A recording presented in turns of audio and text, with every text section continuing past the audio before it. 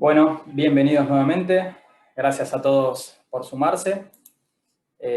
Vamos a estar comenzando entonces con la charla del día de hoy. Tengamos en cuenta que la sesión de hoy es la segunda webinar que estamos dando, donde la semana pasada comenzamos a conversar sobre desafíos de seguridad para mentes de DevOps. La idea de esta serie de charlas que vamos a tener todos los miércoles es concientizar en diversas problemáticas de ciberseguridad. Y bueno, en esta oportunidad, en el foco es traerles a ustedes las predicciones de Trend Micro para el 2021. Tengan en cuenta que la idea no es hacer una reseña, un repaso de lo que sucedió en 2020, sino más bien traerles a ustedes un poco de lo que nuestros investigadores, nuestros researchers pudieron conocer, pudieron comprender acerca de las tendencias de cibercriminales y bueno, las olas o campañas de malware que quizás se esperan para el 2021. Así que, bueno, de mi parte, un placer poder acompañarlos y trasladarles esta información. Así que cualquier duda, consulta, tienen a disposición la solapa de preguntas, el Q&A. Así que, bueno, vayan escribiendo lo que haga falta durante la presentación, que al fin de la misma vamos a repasarlas y evacuarlas. Así que, bueno, comencemos a hablar un poquito de lo que son las predicciones que Trend Micro avecina para lo que se viene en este 2021. Vamos a definir 6 pilares globales para conversar. Y bueno, como todos saben, digamos, el tema de la pandemia es algo que no se nos va a escapar, es algo que obviamente lo tenemos ya de alguna forma en nuestra diaria. Como ustedes saben, obviamente se están viendo nuevas olas, nuevos rebrotes, y obviamente eso es algo que nos moldea un poco nuestro paradigma de ciberseguridad para el 2021. Comencemos entonces con el primero de estos 6 pilares, ¿no? Se empieza quizás de alguna forma a gestar un nuevo concepto de lo que llamamos oficinas del hogar. ¿Qué son las oficinas del hogar? Bueno, son esas pequeñas redes que cada uno de nosotros en nuestra casa vamos de alguna forma levantando, vamos gestionando. Tengan en cuenta que a raíz, obviamente, de la pandemia, una gran cantidad de empleados hoy en día está trabajando desde su casa, ¿no? Desde su hogar. Eso implica que muchas veces lo hagan a través de dispositivos, de notebooks personales, quizás en algunos casos las empresas, digamos, envían algunos laptops para trabajar, pero la particularidad puntual de este caso es que, bueno, en una red hogareña se tienen quizás 3, 4, 5, 6 dispositivos, ¿no? Conectados a una misma red, donde muchas veces los usuarios incluso comparten la misma máquina, ¿no? Donde hay dispositivos móviles, donde quizás hay algún Smart TV conectado, y todo confluye de alguna forma en esta red hogareña que a veces, bueno, tienen acceso, ¿no? a nuestras redes corporativas, ¿no? A través de VPNs, a través de servicios SaaS. Entonces, el primer punto por ahí que empezamos a notar nosotros es que en este 2021, ¿no? Los equipos de IT van a necesitar proteger toda la fuerza de trabajo remota, ¿no? Todos estos dispositivos que están conectados a una misma red, donde muchas veces carecen incluso de seguridad, bueno, van a confluir de alguna forma también, van a en algún punto tener acceso a nuestra red corporativa, como hablábamos recién, a través de VPNs quizás, y eso va a ser un desafío, ¿no? Para los equipos de IT en este 2021. Ni hablar de todo lo que nosotros conocemos como, bueno, dispositivos de red, ¿no? En este caso quizás los routers, ¿no? Todos saben que, bueno, en redes hogareñas, ¿no? Quizás la administración o la seguridad de estos routers pasa siempre del lado del ISP, del proveedor de Internet, y muchas veces carecen de configuraciones de seguridad avanzadas, ¿no? Donde quizás estos routers, bueno, poseen firmware desactualizado, software sin ningún tipo de actualización, y obviamente no se elaboran esos procesos para estar en constante actualización de estos dispositivos. Incluso muchas veces los routers, bueno, poseen password default, ¿no? Que muchas veces son fácilmente encontradas en Internet, y hasta incluso muchas veces poseen una etiqueta con la password y el usuario por default pegada directamente en el dorso del dispositivo. Entonces van a comenzar a ser un nuevo target, un nuevo objetivo para los cibercriminales. Por otro lado, como hablamos recién, ¿no? Redes hogareñas, donde hay muchos dispositivos y quizás no todos tengan la misma importancia, no todos sean de igual relevancia para un ciberdelincuente, ¿no? Lo que va a suceder en esta ocasión es que, bueno, los cibercriminales van a intentar moverse de alguna forma lateralmente, ya sea explotando vulnerabilidades o de alguna forma de comprometer los dispositivos de la red, hasta que encuentren un target adecuado. ¿Qué es el target adecuado? Bueno, Es aquel dispositivo que de alguna forma va a tener información confidencial, información crítica, que sea interesante, ¿no? Que sea de alguna forma llamativa para que el ciberdelincuente quiera comprometerla y accederla. Por otro lado, también vamos a contar con, o se empieza a gestar esta idea de empleados de confianza. ¿Qué van a hacer los empleados de confianza? Bueno, todas aquellas personas que trabajan en equipos que manejan información confidencial, crítica y sensible de la compañía. Hablamos de equipos de recursos humanos, de logística, de pagos, de legal, de finanzas. ¿Y qué particularidad tiene en este caso? Bueno, quizás antes en la vieja normalidad lo que sucedía es que estos equipos trabajaban con planillas o con documentos que se encontraban en un servidor, en un file server quizás, y hoy en día, ante la imposibilidad de la oficina, los empleados trabajan desde su casa. ¿Qué es lo que sucede? Muchas veces hacen descarga de esos documentos, los descargan localmente y comienzan a trabajar con esa información local. Y recordemos, es información crítica, sensible y de mucho valor, ¿no?, para un ciberdelincuente. Por ende, los ciberdelincuentes de alguna forma están al tanto de esta práctica, de estos equipos de la compañía, y bueno, los van a tomar también como un target, como para vulnerar, ¿no? Ya sea a través de campañas de phishing, a través de campañas de ingeniería social, de ataques de tipo DBEC, ¿no? Último punto, bueno, se empieza también a gestar a lo que ya veníamos viendo un poquito en 2020, pero que entendemos que en este 2021 va a tomar mucha mayor fuerza, un modelo de negocio conocido como Access as a Service o acceso como servicio. Como ustedes bien sabrán, existen diferentes grupos de cibercriminales, ¿no?, que quizás trabajan de forma independiente, pero de alguna forma confluyen en sus tareas. ¿A qué vamos con esto? Bueno, quizás dentro de un mismo ataque a una quizás compañía, lo que sucede es que hay un grupo de cibercriminales que se encargan de generar las primeras pruebas de penetración, hay otro grupo de cibercriminales que se encargan de realizar movimientos de laterales, de seguir expandiendo esa infección, y quizás hay otro grupo de cibercriminales que lo que hacen es, se ocupan de quizás gestionar los pagos de rescate en caso de que hablemos de algún tipo de ransomware. Bueno, lo que va a suceder en este caso es va a haber un grupo de cibercriminales que lo único que van a hacer va a ser vender el acceso a un dispositivo ya comprometido de un usuario de una compañía. Por ejemplo, existe un grupo de ciberdelincuentes que quiere comprometer una entidad bancaria. Lo que va a suceder es que va a haber otro grupo de ciberdelincuentes que va a vender el acceso a una máquina ya comprometida de un empleado de esta entidad bancaria. ¿Para qué? Bueno, para que el otro grupo de cibercriminales siga expandiendo esa infección, siga, digamos, comprometiendo la salubridad de la compañía. Segunda temática, COVID-19, obviamente, lo mencionamos hace un ratito, digamos, es algo que hoy en día nosotros ya tenemos de alguna forma metido en nuestra vida diaria, en nuestra vida cotidiana, y obviamente cualquier información hoy en día de COVID-19 es algo que levanta el interés de la gente en general, ¿no?, de la población en general. Ya lo vimos en 2020, ¿no? Los cibercriminales usaban temáticas de COVID-19 como señuelos para que los usuarios puedan hacer clics, digamos, en links maliciosos, que puedan hacer download de documentos con algún payload inesperado.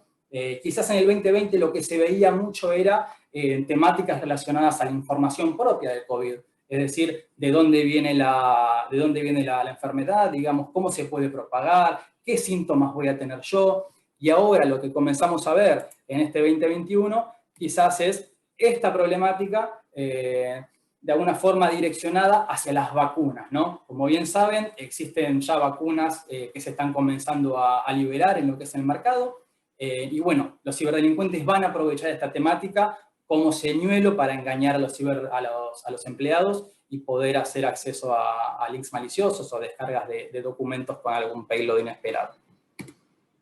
Segundo punto, ¿no? Algo también que se desprende de esta nueva normalidad que estamos viviendo es el punto de las compras o la adquisición de productos y bienes de forma online, ¿no?, de forma virtual. Todos estos sitios de compra-venta cada vez toman mayor relevancia. ¿Por qué? Bueno, quizás por el hecho de que la gente pasa más tiempo en sus casas, el hecho de que algunos negocios, digamos, no están del todo abiertos, o quizás los horarios de atención al público son un poco recortados. Esto lo que genera en consecuencia es, bueno, un mayor afluente de distribución, un mayor afluente de procesos de logística para justamente distribuir todos estos productos que se compran de forma virtual.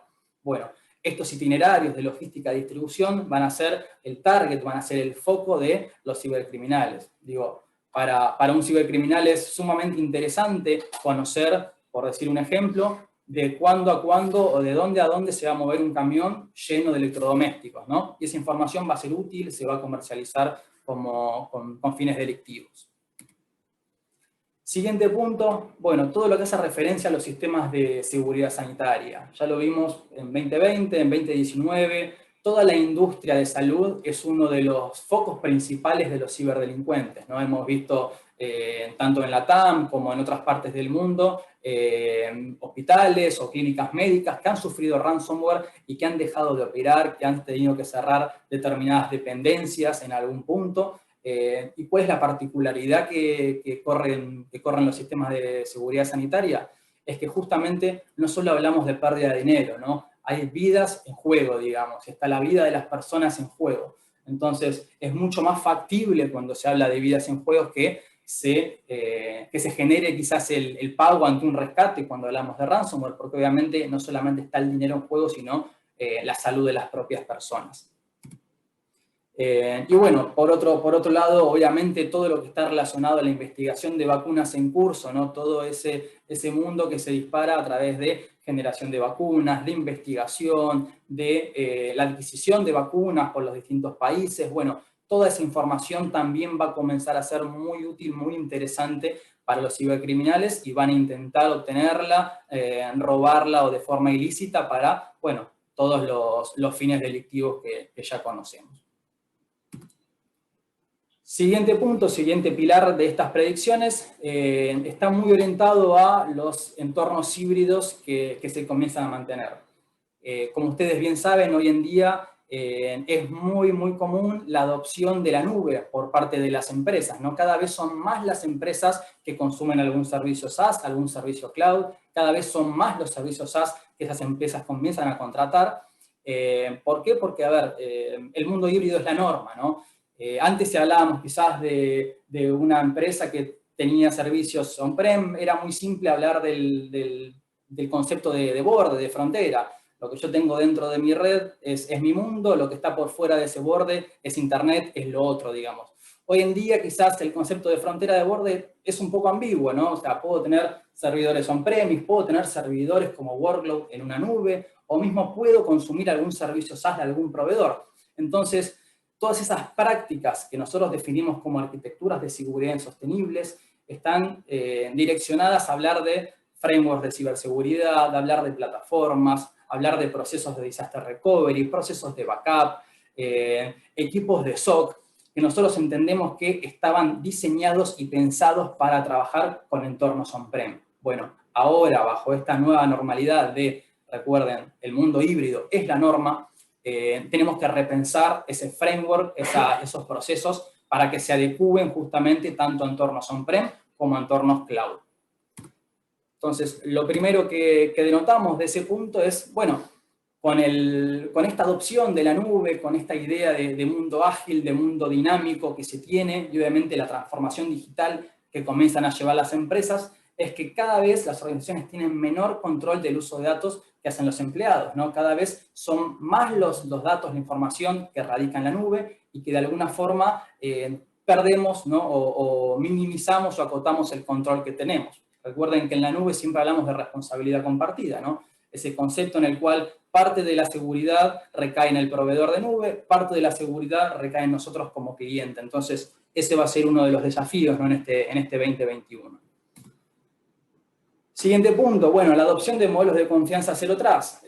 Ya lo veníamos viendo un poco en 2020, creemos que para este 2021 va a tomar mucha mayor fuerza el hecho de que las empresas comiencen a adoptar estos modelos de confianza, ¿no? Zero Trust, es decir, poder dar a los usuarios, a los empleados, el acceso únicamente a la información que ellos requieren. Está bien que cada equipo tenga el acceso a los recursos de la compañía que solamente le van a ser necesarios para hacer su trabajo diario y no más.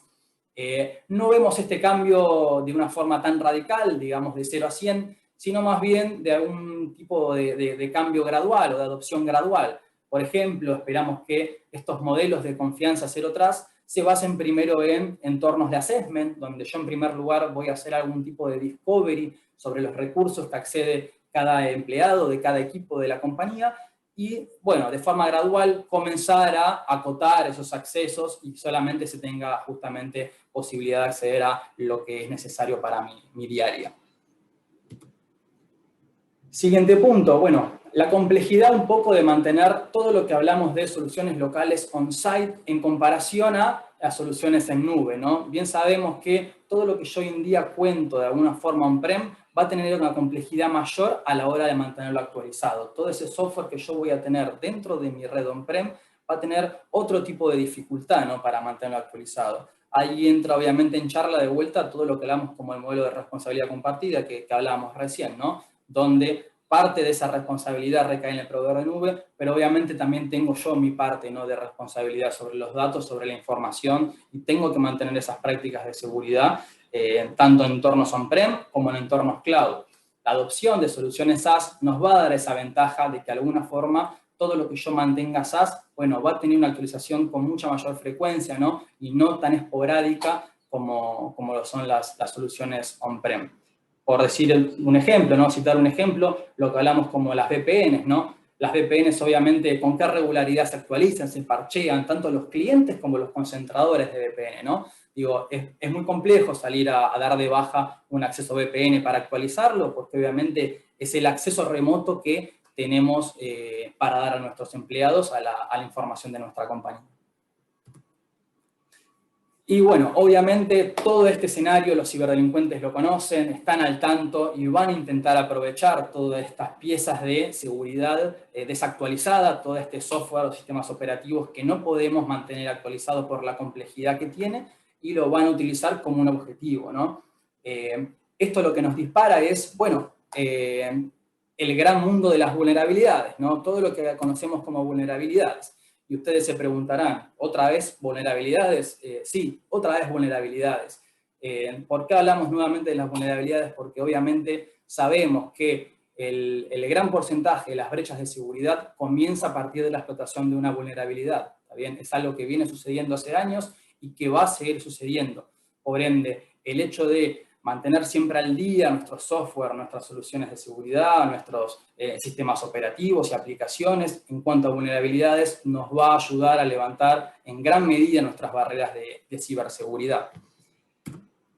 La única diferencia por ahí que comenzamos a ver para este 2021, o la tendencia que nos marcan nuestros investigadores, es que se van a comenzar a ver adopción rápida o con mayor rapidez de vulnerabilidades y exploits de DIAN. Ahora más adelante vamos a profundizar bien en qué son esas vulnerabilidades de DIAN, pero por decirlo así rápidamente, estamos hablando de vulnerabilidades que se tiene el parche oficial del fabricante. Está bien que el vendor ya liberó el parche para sanear esa vulnerabilidad, pero que por la complejidad del entorno, por etapas de testing, de producción, por entender que esas vulnerabilidades o que esos parches no entran en conflicto con nuestras aplicaciones, son más difíciles o más complejas de implementar. Próximo punto, ¿no? Va a haber mercados online de venta de vulnerabilidades o ventas de exploits. Eso ya viene ocurriendo en 2020. Lo que queremos remarcar en este punto es la posibilidad de personalización de esas vulnerabilidades.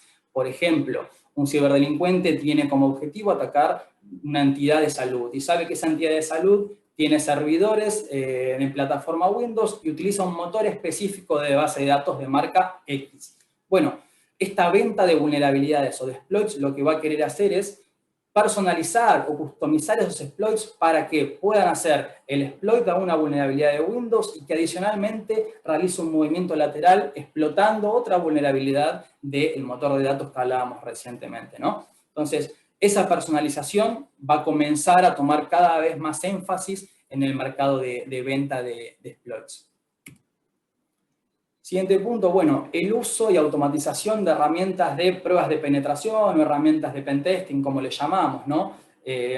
Citemos el ejemplo, por decir algo, que nosotros somos fabricantes de chalecos antibalas. Entonces, lo que queremos saber es, bueno, acabo de generar un chaleco antibalas, lo acabo de crear, quiero entender si el chaleco antibalas, bueno, va a resistir las balas, si va a ser efectivo, si va a tener, digamos, las ventajas que yo lo diseñé para que tenga. Entonces lo que hago es, bueno, creo de alguna forma un arma que dispare balas contra ese chaleco antibalas. De esa forma yo voy a entender, digamos, cuáles son las balas que de alguna forma pueden sortear la seguridad, digamos, de mi chaleco antibalas o cuáles no. Lo que van a hacer los ciberdelincuentes va a ser aprovechar esa inteligencia, aprovechar esas herramientas que se generaron. ¿Por qué? Bueno, porque simplemente, digamos, es información, es inteligencia, son herramientas que ya están creadas, diseñadas y que comprenden con qué bala voy a poder explotar determinado chaleco de seguridad o no. Llevemos eso al concepto de soluciones de seguridad, ¿no? Obviamente hay muchas empresas de seguridad que lo que hacen es generan esas pruebas de intrusión o de pentesting para, bueno, comprender si su solución de seguridad se encuentra bien diseñadas o no. Los ciberdelincuentes saben esto y van a querer aprovechar justamente esas herramientas. Y por último punto, no menor, es que los conocimientos robados en brechas anteriores va a ser vendido para futuros ataques. Todos saben que a partir de una intrusión a una compañía se genera o se recolecta determinada información. Por decir un ejemplo, ¿no? Imagínense que en una intrusión yo puedo obtener listas de servidores de domain controller con sus IPs y con hostname. Bueno, esa información, esa inteligencia generada en brechas anteriores se va a utilizar, se va a comercializar para futuros ataques en otro tipo de campañas delictivas. Y ahora sí me quiero detener un poquito con la explicación, ¿no? Con el significado de las vulnerabilidades de día N. ¿A qué hacemos referencia con eso? Bueno, como ustedes saben, todo software posee vulnerabilidades desde el día que se desarrolla, ¿no? Desde el día que un developer codea alguna aplicación, algún software, algún sistema operativo, esa pieza de software tiene vulnerabilidades. Simplemente están ahí esperando, expectantes que alguien las descubra. ¿Para qué? Bueno, obviamente se pueden utilizar esas vulnerabilidades con fines delictivos o lo que hacemos desde Trend Micro es, a partir de un departamento de ZDI, que es un programa agnóstico de colaboradores, donde es el programa número 1 de descubrimiento de vulnerabilidades en el mercado que existen. Lo que hacemos nosotros con esas vulnerabilidades son 2 puntos. En primer lugar, notificamos al fabricante, bien, le comunicamos al vendor que posee una vulnerabilidad que puede ser explotada de forma remota. Y en segundo punto, creamos la vacuna digital, ¿está bien? Creamos una vacuna que sañe, de alguna forma, de que blinde la vulnerabilidad que se tenía para cualquier tipo de exploit.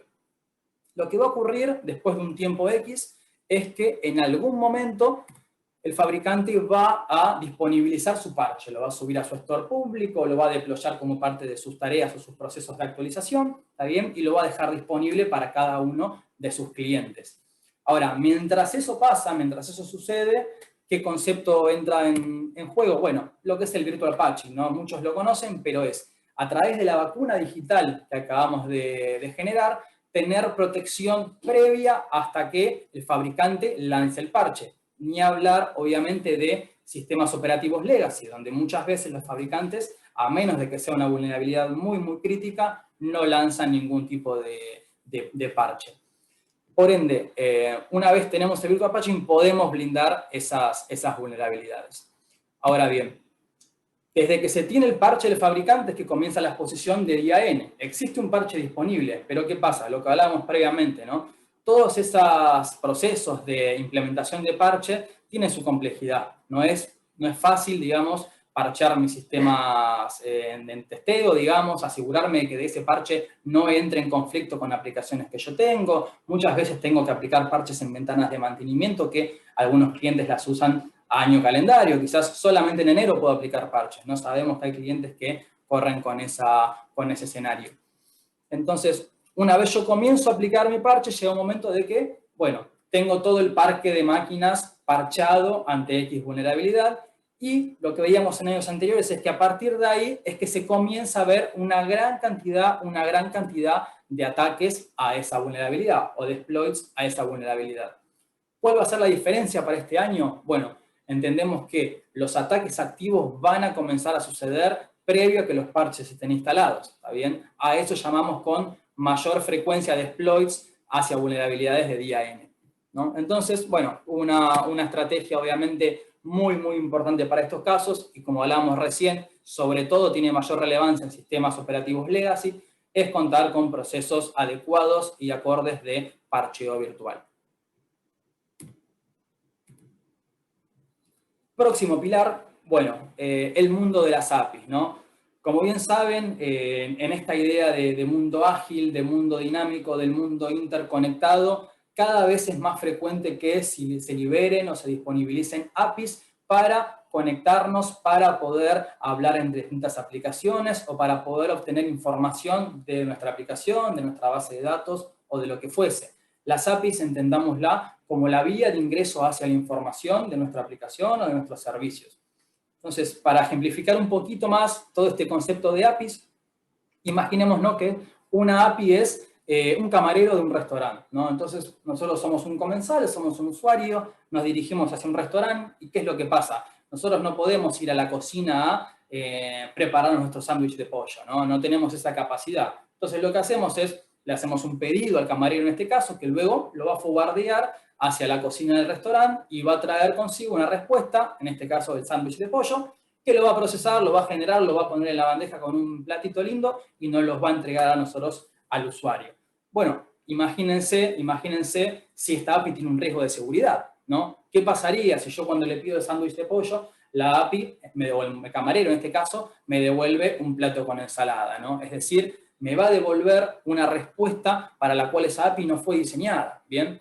Bueno, hay muchas empresas o muchos organismos que trabajan este modelo de negocio. Por citar un ejemplo, simplemente Uber, ¿no?, que ya todos lo conocemos, ¿no?, donde la gran mayoría de sus transacciones ocurre mediante APIs, ¿no? APIs para contactar a los conductores, APIs para definir qué tipo de vehículo vamos a asignar, APIs para que los clientes hagan el pedido de esos vehículos, mismo APIs también para contactar al restaurante en caso de que sean envíos de comida, o incluso también para gestionar todo lo que son los pagos electrónicos, tarjetas de crédito y demás.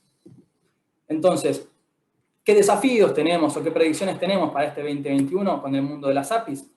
Bueno, obviamente van a ser utilizadas las APIs, van a intentar ser vulneradas. ¿Por qué? Porque sirven como punto de entrada a las organizaciones. A toda la información que nosotros tenemos en aplicaciones y servicios, el API es la puerta de entrada. Y lo que sucede muchas veces con las APIs es que en el mundo de la ciberseguridad no es un campo muy explorado. Digo, hoy en día no es muy común que las empresas se pregunten, bueno, pero ¿cuántas APIs tengo públicas, ¿no?, al exterior? ¿Cuántas de esas APIs están bien configuradas o bien segurizadas?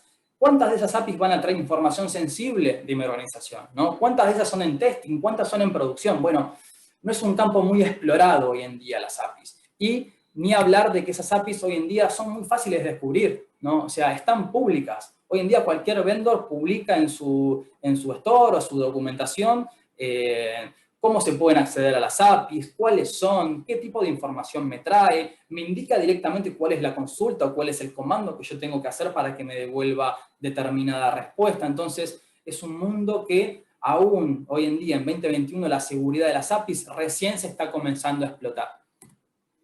Y obviamente, lo hablábamos hace un ratito, ¿no?, todo lo que está por detrás de la transformación digital de nuestros clientes, ¿no?, en esta idea de mundo interconectado, en esta idea de entregar cada vez más rápido contenido, porque es una ventaja competitiva, el hecho de que yo pueda desarrollar software cada vez más rápido, con actualizaciones de mi pieza de software con mayor frecuencia, me va a dar una ventaja competitiva en el mercado. Entonces, en ese afán de entregar contenido cada vez más rápido, muchas veces se dejan expuestas malas prácticas, faltas de configuración, sobre todo en infraestructuras de nube, porque es ahí donde ocurre, ¿no?, el incremento de las APIs. Es ahí donde en ese mundo interconectado, en ese mundo ágil y dinámico, las APIs cada vez ganan más terreno y, como hablábamos recién, ¿no?, su seguridad todavía está bastante verde, ¿no?, se está comenzando a explorar. Bueno, último pilar de nuestras predicciones para 2021 está relacionado a todo lo que es las aplicaciones de colaboración y las aplicaciones de nube para trabajo de puesto remoto, ¿no?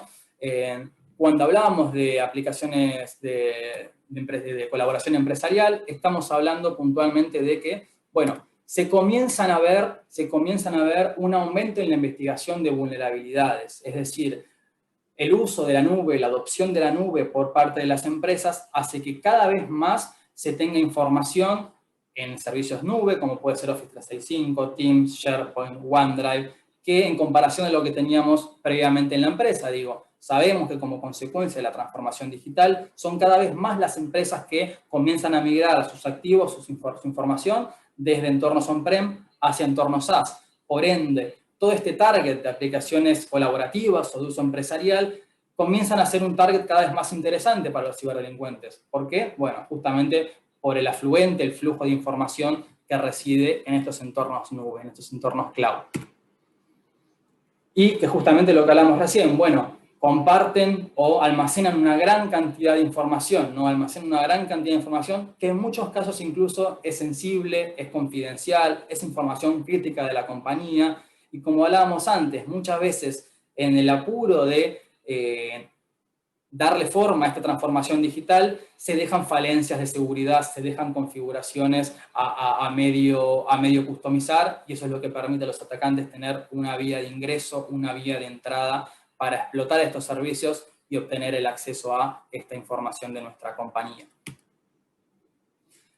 Otro punto que hablábamos, ¿no? También, los principales problemas de seguridad en infraestructuras de nube a partir de 2021 van a partir de errores de configuración de los clientes, ¿no? El hecho de querer transportar o trasladar mis activos desde unas infras on-premise hacia infraestructuras de cloud va a ocasionar que dejemos cabos sin atar en el camino, que dejemos cabos sueltos, ¿no?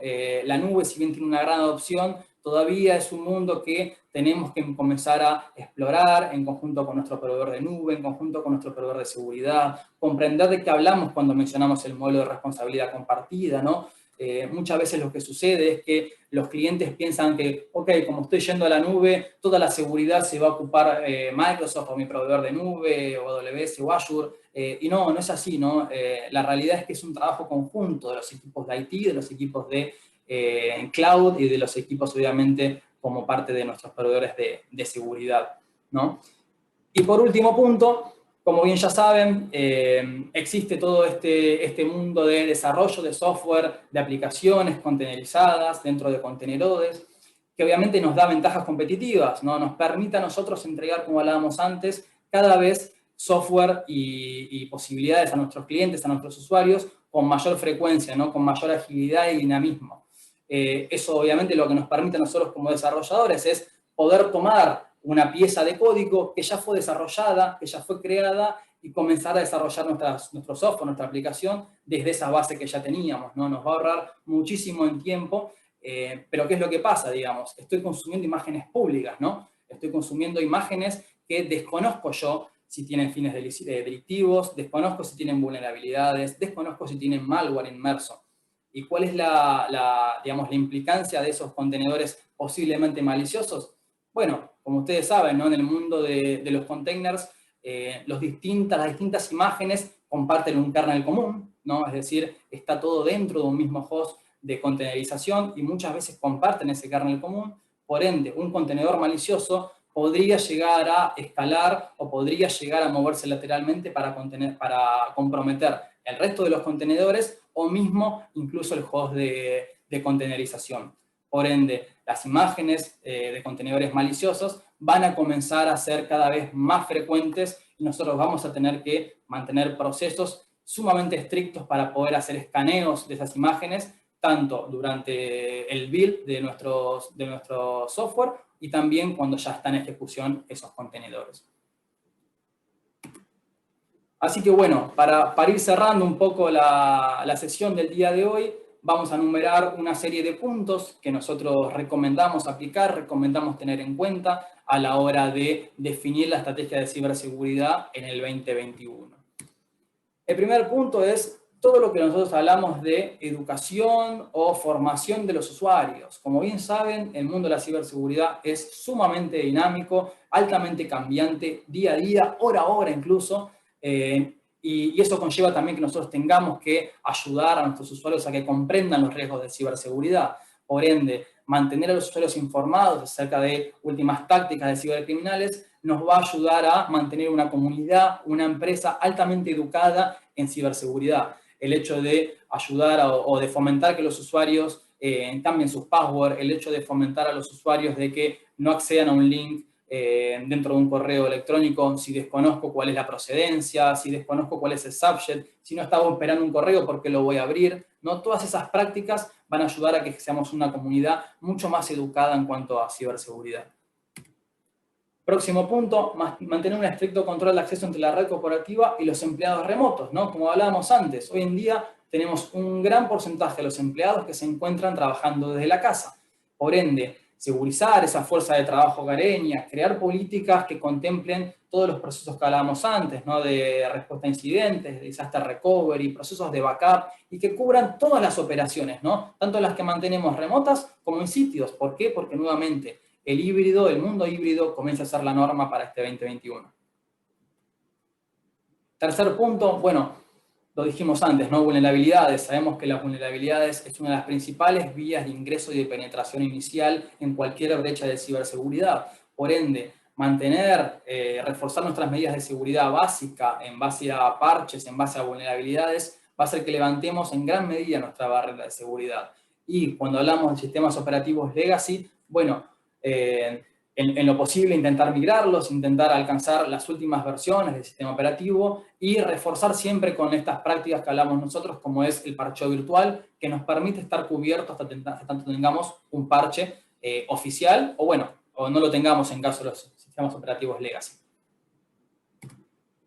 Y por último punto, ¿no? Siguiendo obviamente todo lo que son las prácticas de nuestros proveedores de nube, poder evaluar diariamente, ¿no? Hablamos antes, es muy dinámico este mundo cloud, entonces diariamente debemos evaluar cuáles son nuestras configuraciones, cuáles son las mejores prácticas que cada proveedor de nube de alguna forma da a conocer. Todos sabemos que existen frameworks de seguridad para lo que son AWS, para lo que son Azure, para lo que es GCP, ¿no? Y todas estas normativas que mencionamos, ISO, NIST, CIS, PCI, SOC, IPA, son todas normativas que nos van a ayudar a mantener esa política de ciberseguridad en nuestros entornos cloud y alineados a las mejores prácticas que nos recomienda nuestro proveedor de nube.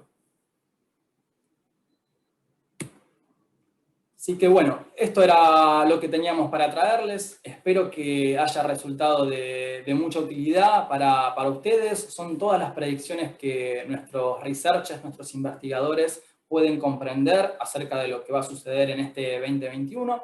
Así que si les parece, vamos a pasar a responder las preguntas que nos han dejado en el chat. Obviamente, muchas gracias a todos por participar. Y bueno, comencemos a repasar un poco las preguntas.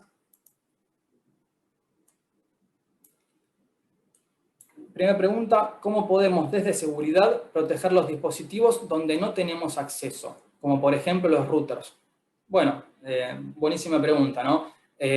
Hablamos recién, cada vez son más los empleados que hoy en día están trabajando desde su casa, ¿no? Son más los empleados que hoy en día comienzan a consumir servicios, entonces la educación constante a los usuarios, el hecho de fomentar buenas prácticas de seguridad, de incitarlos hablamos recién, no abrir correos que desconocemos, no, de alguna forma, no acceder a hipervínculos que nos llegan si no estábamos esperando, ¿no? Recuerden que Trend Micro tiene programas como es el programa de Phishing Site para ayudar a la comunidad de los usuarios a comprender si se está hablando de algún tipo de suplantación de identidad, de algún tipo de correo de tipo BEC, ¿no?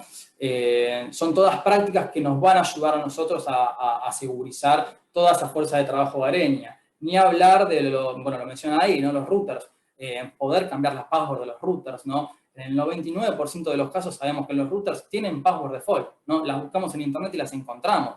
Damos vuelta al router y está directamente escrita implícita en una etiqueta. Entonces, modificar esos sitios de seguridad nos va a ayudar muchísimo a concientizar a los usuarios y a proteger toda la fuerza de trabajo remota. Segunda pregunta, con respecto a los riesgos con terceras partes y en la cadena de suministros, ¿qué recomiendan? Bueno, ahí entiendo que estamos haciendo referencia a toda esta cadena de suministros de logística, ¿no? Las cadenas de logística generalmente es información manejada por, departamentos de logística, ¿no? Los equipos que se encargan de definir los itinerarios, ¿no? En este caso dábamos un ejemplo de, un camión de electrodomésticos que está viajando del punto X al punto Y. en determinada franja horaria. Esa información en algún lugar nosotros la tenemos guardada, no la tenemos historiada, ya sea en repositorios de storage, ya sea en file server, digamos.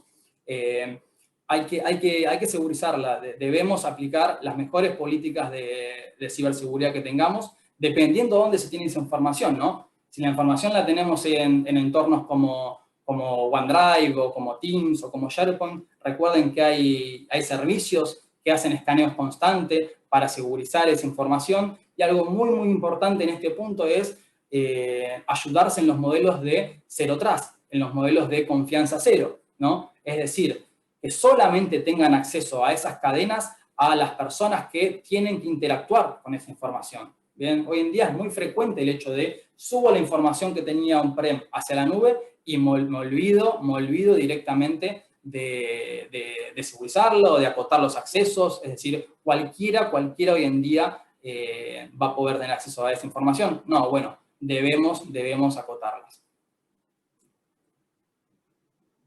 Tercera pregunta, ¿el tema de ransomware no va a ser una preocupación para este año? Principalmente por los ataques relevantes que se produjeron en el 2020. Sí, ransomware, obviamente ransomware sabemos que existe, desde el 2016 que empezamos a ver una gran ola de ransomware, va a seguir estando, bien. La única particularidad, quizás a diferencia de los otros puntos que mencionamos, es que no se ha notado una diferenciación, ¿no? En comparación a años anteriores, ¿no? El ransomware es una de las campañas delictivas por excelencia de los cibercriminales y que les ha dado grandes dividendos, digamos, les ha dado grandes resultados. Por ende, sí, obviamente vamos a seguir teniendo casos de ransomware. Sepan también que hay muchos tipos de ransomware que lo que hacen es se propagan a través de explotación de vulnerabilidades lateralmente. Por ende, mantener los software actualizados, utilizar procesos y tecnologías de parche virtual nos va a ayudar. Y mismo, bueno, también sepa que el ransomware en un 90% ingresa por correo, ¿no? Es la vía de entrada a los ransomware. O sea, la gran mayoría de casos de ransomware se inicia a partir del correo. Por ende, mantener una buena política de ciberseguridad en el correo, con esquemas de sandboxing, con motores de machine learning, ¿no? Nos va a ayudar a reducir estos casos de ransomware. Ni hablar de todo lo que son extensiones no deseadas, ¿no?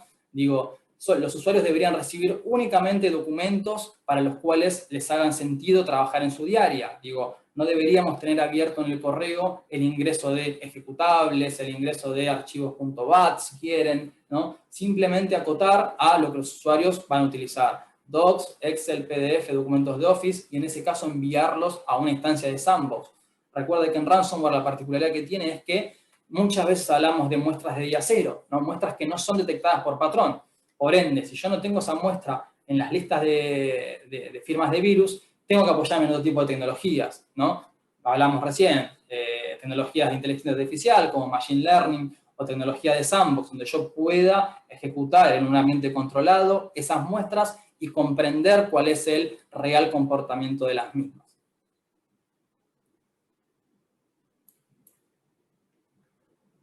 Bueno, veo que no quedan más preguntas. Nuevamente, muchas gracias a todos por participar. Espero que le haya sido de utilidad. Vamos a estar liberando el link de esta webinar. Lo vamos a subir a nuestro canal de Etsy Trend en YouTube. Se los vamos a compartir a todos los que se acercaron hoy en día. Y como para continuar, les dejamos la invitación abierta, que también la vamos a hacer llegar por correo, a la próxima charla. Va a estar teniendo lugar no la semana entrante, sino la otra, el día miércoles 21, y en esas ocasiones vamos a estar hablando de los desafíos de seguridad en ambientes cloud, ¿no? En esta idea de transformación digital, qué particularidades tenemos que tener para afrontar los nuevos desafíos de seguridad en nube. Bueno, sin más, les agradezco muchísimo a todos por participar, espero que estemos en contacto, y bueno, un saludo grande a todos. Gracias.